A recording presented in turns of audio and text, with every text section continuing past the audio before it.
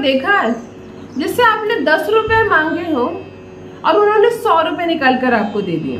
अभी की बात बोल रही हूँ, उस जमाने की, पहले की बात नहीं। पहले तो यही होता था, आप किसी के पास अपनी छोटी सी समस्या लेके जाते थे और पुराने जमाने के इंसान बिल्कुल खड़े हो जाते थे आपके लिए, दिन रात आपकी मदद के लिए। अपनी संपत्ति तक मैंने अपनी आंखों से दूसरों को देते हुए देखा है, परंतु वो जमाना चला गया।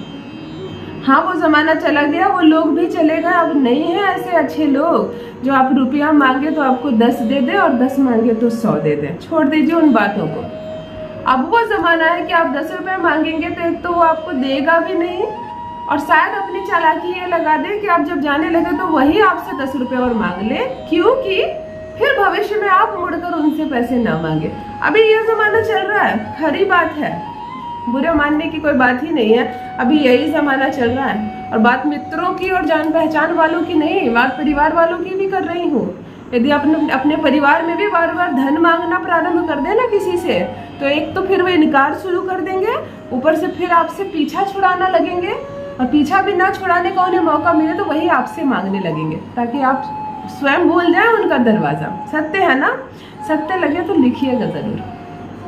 अर्थात सारी समस्याएं, सारे रिश्ते टूटने जुड़ने और सारे दोस्त संबंधी के मिलने और बिछड़ने की वजह है आपका धन या आपकी कंगाली। यदि आप कंगाल हैं तो आप हर चीज से कंगाल होने के लिए तैयार हो जाइए, दरिद्र होने के लिए तैयार हो जाइए। आपके रिश्तेदारों से दरिद्र हो जाएंगे, आप सब दूर चले जाएंगे।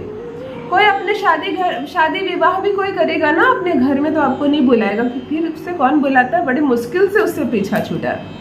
सत्य है ना? और यदि वही आप अचानक से धनवान हो जाते हैं, बहुत सारे रुपए पैसे आ जाते हैं आपके पास, फिर उसे बुलाओ, उसके तो दिन बदल गए हैं, उसके आने से हमारी पार्टी की शोभा बढ़ जाएगी, हमारे घर में रौनक आ जाएगी।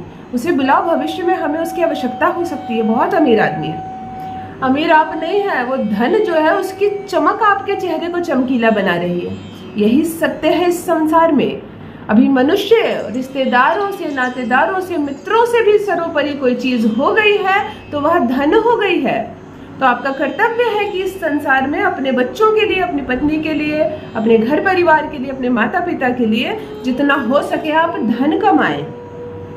तभी आप श्रेष्ठ बनेंगे, महान बनेंगे, इसमें कोई गलत बात नहीं है। माता लक्ष्मी की कृपा वैसे भी बरसे आप सब पर।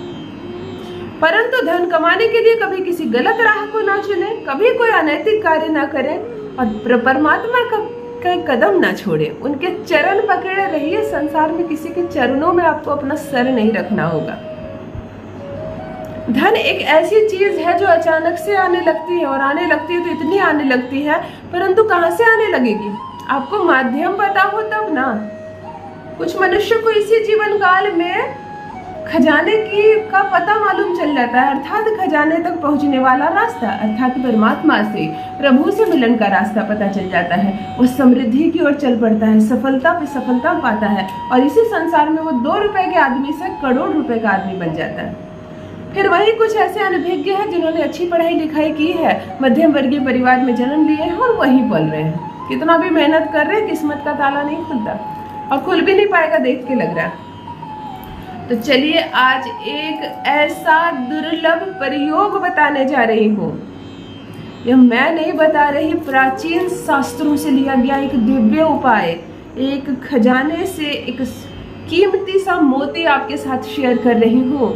ना किस्मत बदल जाए आपकी तो कहिए धन की वर्षा होगी। कहते हैं ना, छप्पर फाड़ कर धन बरसेगा। आपके दिन ऐसे बदलेंगे, आप स्वयं हैरान रह जाइएगा। जान लीजिए प्रथम मैं कौन हूँ। नमस्कार दोस्तों, मैं हूँ खुशबू सिंह। बहुत स्वागत, बहुत अभिनंदन करती हूँ आप सबका अपने YouTube चैनल एस्ट्रो खुशबू सिंह में। कैसे हैं आप और घर में सब कैसे हैं? मेरे कमेंट सेक्शन में अवश्य लिखिए, और मेरे कमेंट सेक्शन में ओम नमः शिवाय जरूर लिखें। लिखने मात्र से दुख दुविधा दूर कर देंगे भगवान भोलेनाथ आपकी। जो भी नए भाई बहन चैनल पर पहली बार आए हो, चैनल को सब्सक्राइब अवश्य कर ले, ताकि जो प्रयत्न कर रही हूँ आपके लिए, जो कीमती चीजें लेकर आई हूँ आपके लिए, वो सर्वप्रथम पहुंचे सीधा आप तक। एक दुर्लभ प्रयोग आज शेयर कर रही हूँ आपके साथ।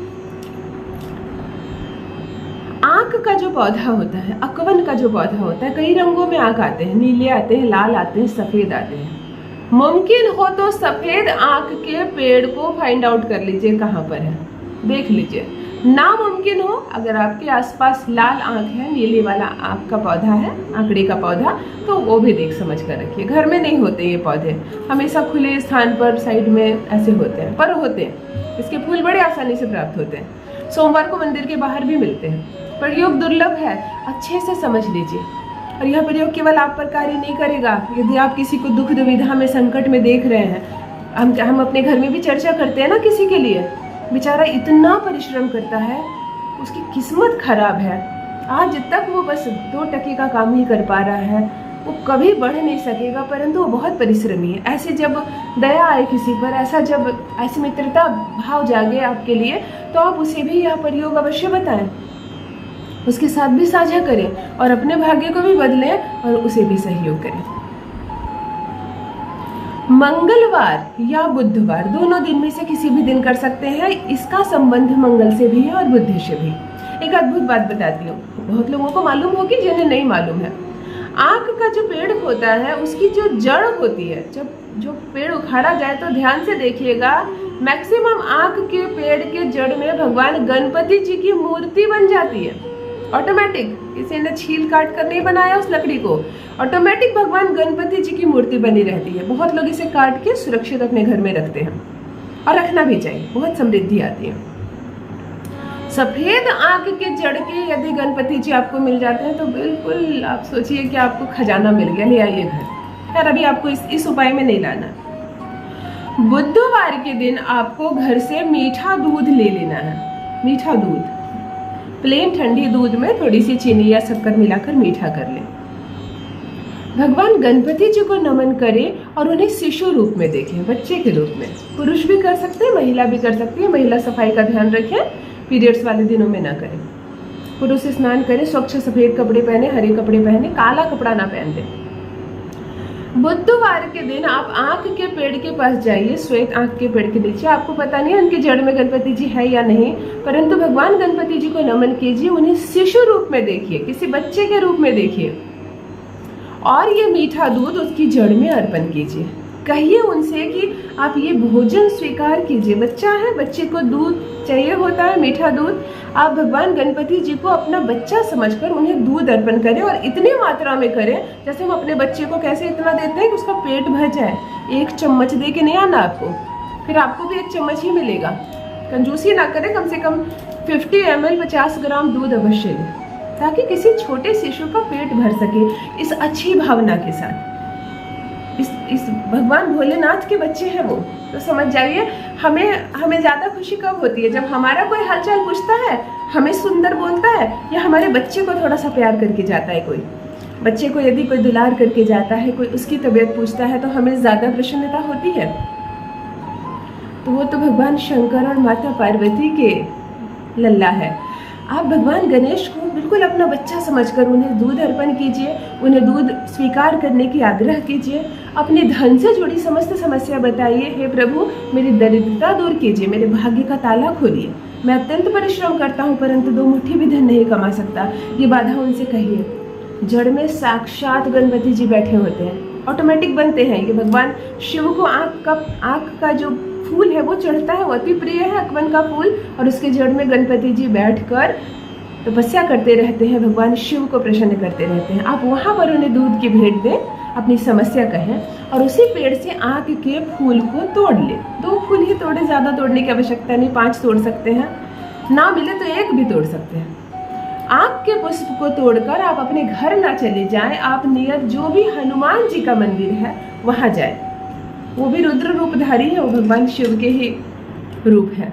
और ये आँख का फूल आप बजरंग बली को अर्पण करें, शिव जी को नहीं करनी आपको। शिव जी को सोमवार के दिन चढ़ानी है, चढ़ाइए, उसका इस उपाय से कोई संबंध नहीं। दूध आपने अर्पण किया और आँख के फूल को तोड़कर आप हनुमान जी को अर्पण करें। कम से कम 8 हफ्ते अवश्य करें, 8 हफ्ते यानी 2 माह तक। और मुमकिन हो आपके घर के आसपास पेड़ हो, दूध आसानी से उपलब्ध हो, आपको पैकेट वाला दूध भी चलेगा, जो आप अपने बच्चे को देते हैं वो भी चलेगा, खलाया हुआ गर्म दूध ना ले लें। आप ये कीजिए, आप क्या बदलाव महसूस करेंगे आप स्वयं मेरे कमेंट सेक्शन में आकर लिखिएगा, और लिखिएगा ज़रूर। आपकी अनगिनत सफलताओं के मैसेजेस मुझे मिल रहे हैं। भगवान शंकर की कृपा बरसे आप पर, भगवान गणपति जी प्रसन्न हो, दुख दरिद्रता बाधा से मुक्त हो आप और आपका परिवार। बस मित्रों, आज के लिए इतना ही। बहुत बहुत धन्यवाद।